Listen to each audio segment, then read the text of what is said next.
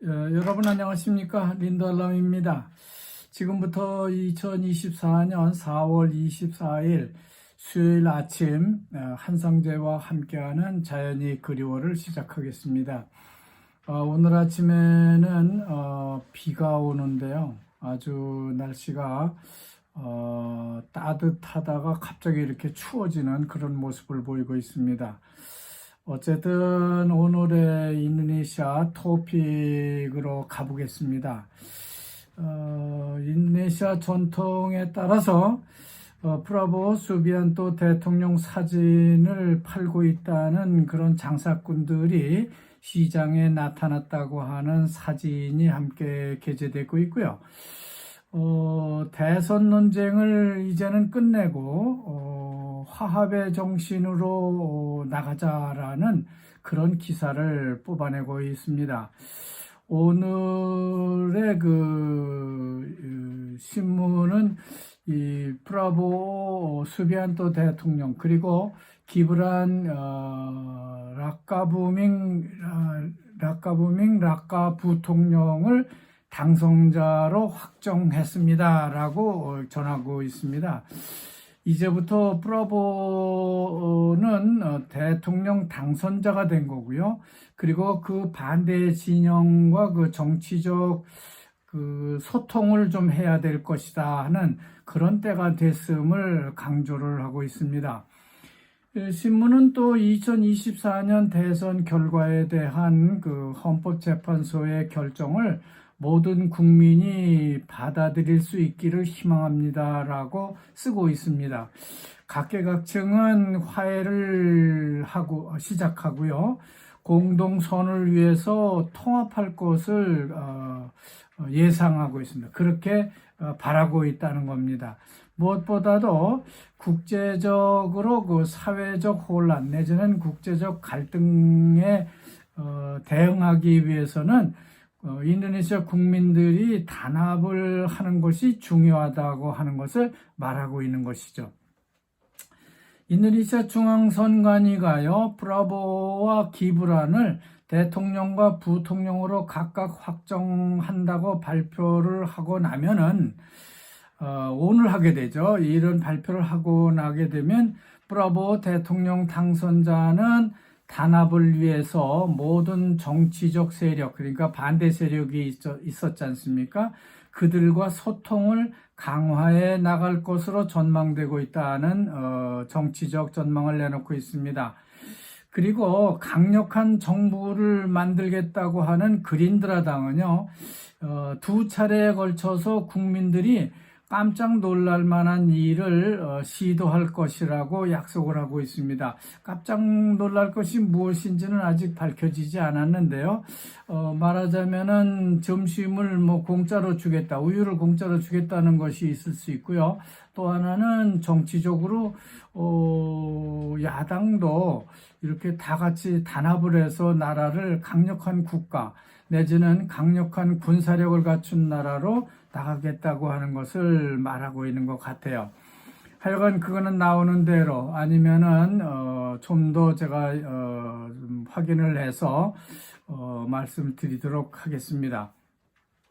그리고 토픽 일면 왼쪽에 보면요, 느닷없이 인도네시아 문화에 대한 변화가 크게 요구된다고 하는 기사가 실렸습니다. 인도네시아는 대중성을 갖춘 공포문학을 연구하고 발전시킬 필요가 있다고 하는 그런 뉴스입니다. 이거는 뉴스라기보다는 어떤 권고에 해당되는 건데요. 지금 인도네시아 사람들은 미스테리한 것, 그리고 유령이라든지 고스트라든지 그리고 여러 가지 신비스러운 것들을 찾아가는 공포성 문학을 좋아한다고 하는 겁니다. 그러니까 이런 문학들을 연구하고 개발할 것이 요구된다고 하는 것을 말하고 있어요. 이러한 연구는요, 오디오라든지 애니메이션, 만화라든지 또 혹은 게임이라든지 영화, 그리고 각종 디지털 플랫폼 등에서 다양한 미디어로 이동할 수 있는 좋은 하나의 마티리얼, 재료가 되는 것으로 보고 있기 때문에 이런 것을 인도네시아도 연구해야 된다라는 말을 하고 있는 것이죠. 공포를 주제로 한 민속물들, 그러니까 호러를 주제로 하는 민속물들은 거의 인도네시아 전국에 걸쳐서 널리 퍼져 있다고 합니다. 이런 이야기들은요, 영화계라든지 관객을 동원하는 그 통계상으로 보아도 인도네시아에서 가장 인기가 높은 하나의 스토리가 된다고 보는 겁니다. 그래서 공포 장르의 영화가 국내 그 영화계를 장악한 경우도 많이 있었다 하는 것을 또 내세우고 있어요.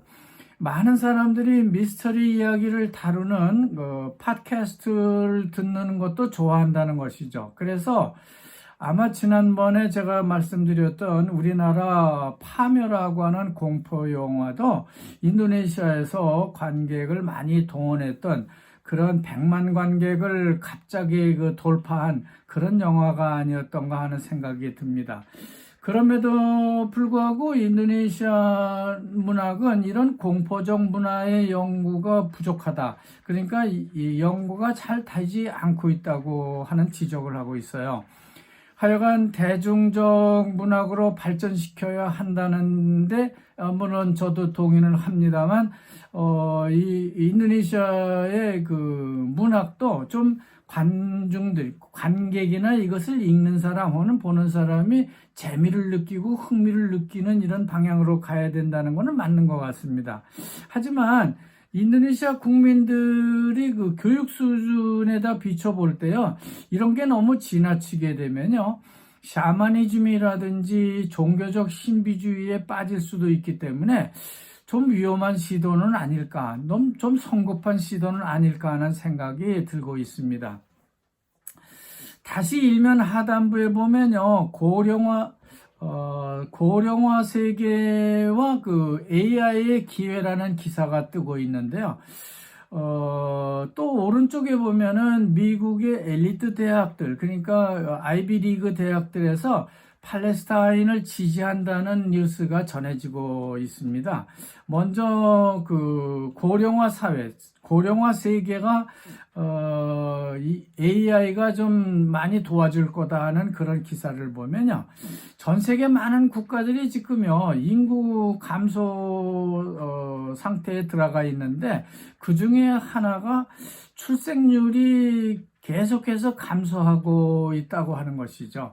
이런 출생률이 감소하고 있다는 것은 결국 나중에는 노동 수요, 일할 사람이 부족해진다는 얘기가 되는데요.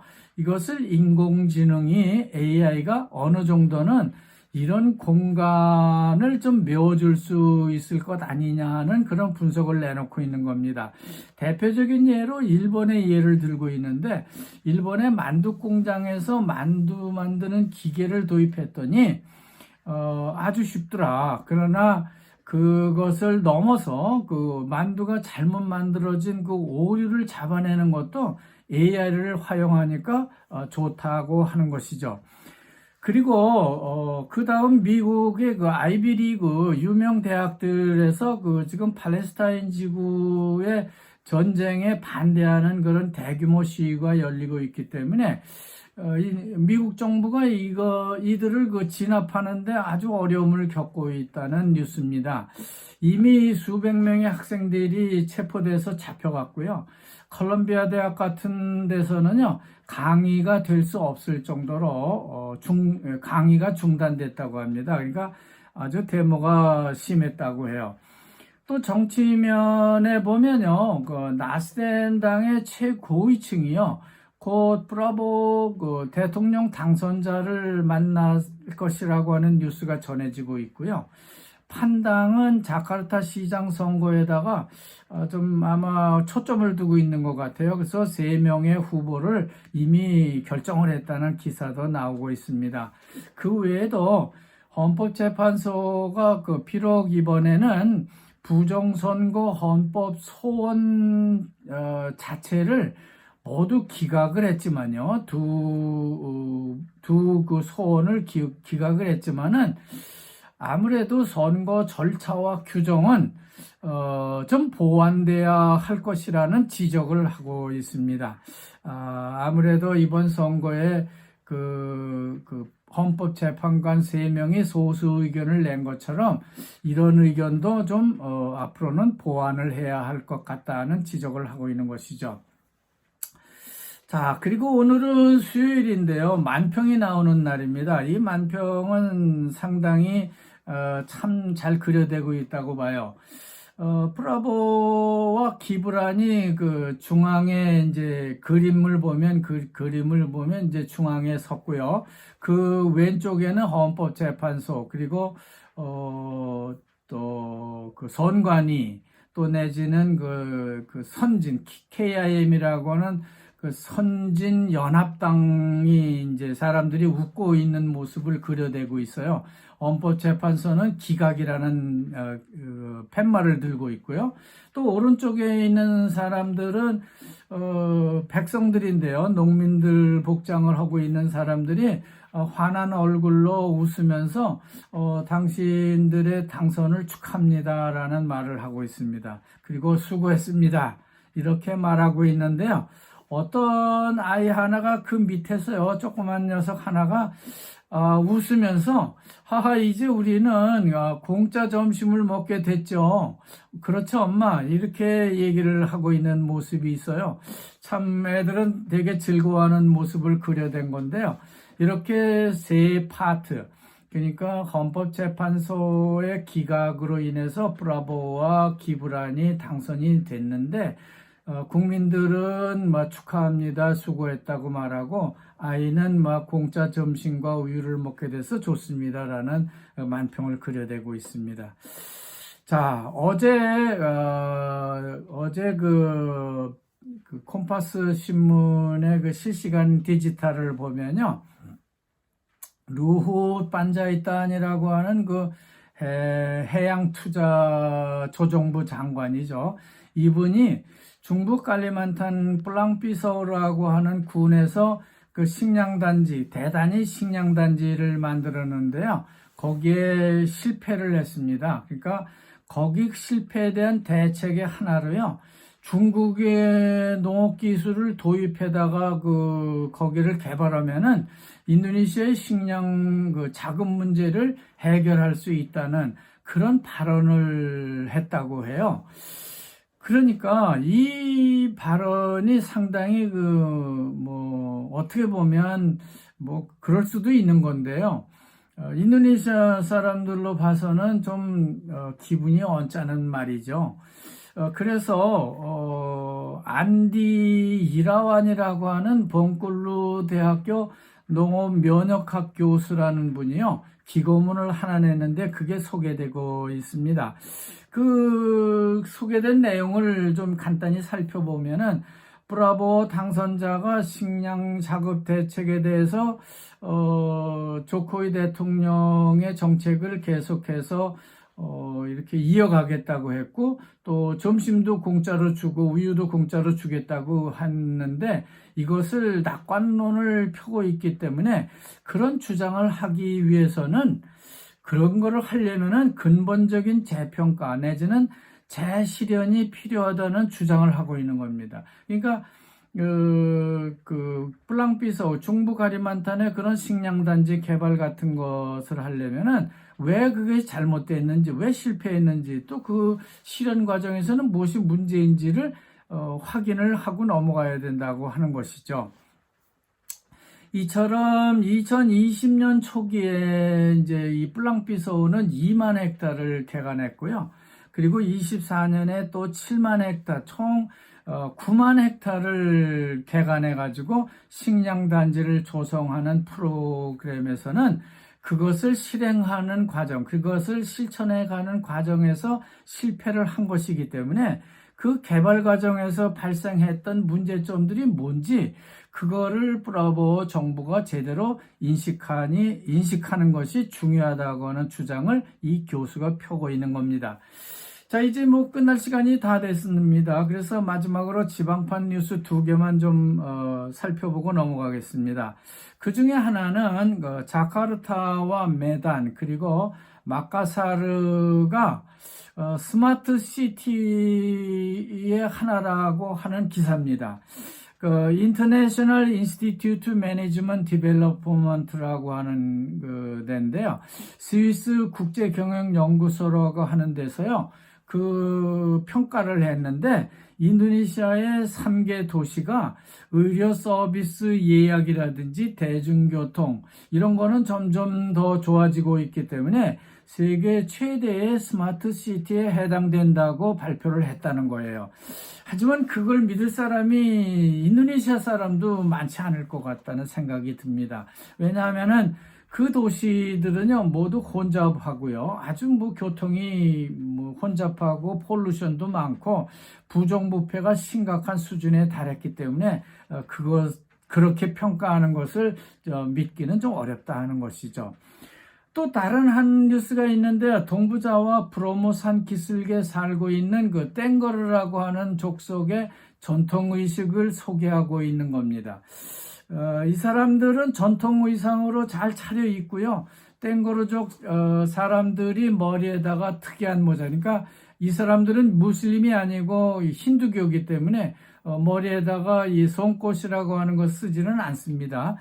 그러면서 이런 특이한 모자들을 쓰고 검은 물소를 잡아가지고 소머리를 올려놓은 그런 재물을 화려하게 장식을 하고는 그것을 어깨에 들러매고 상가르 프리겐이라고 하는 재단으로 가는 의식을 지금 사진으로 보도하고 있는 겁니다. 이거를 이 사람들은 운안이라고 말한답니다. 그러니까 이 의식을 통해서요, 이 의식은 그 무당들이 아마 주제를 하는 모양인데, 이 의식을 통해서 언제 농사를 지으면 좋은지, 또 어떻게 하면 좋을까 하는 그런 힌두교 의식을 치르는 건데, 아직도 이 사람들은 그 샤머니즘에서 벗어나지는 못하고 있는 것 같다는 생각이 들어요. 자, 여기까지 하겠습니다. 저는 오늘 여기서 뉴스를 마치고 대전으로 내려가서 한 분을 만나고 미팅을 한 다음에 다시 경부선 무궁화를 타고 황간으로 가겠습니다. 그리고 내일부터는 다시 상주에서 여러분을 뵙겠습니다. 여러분 대단히 감사합니다.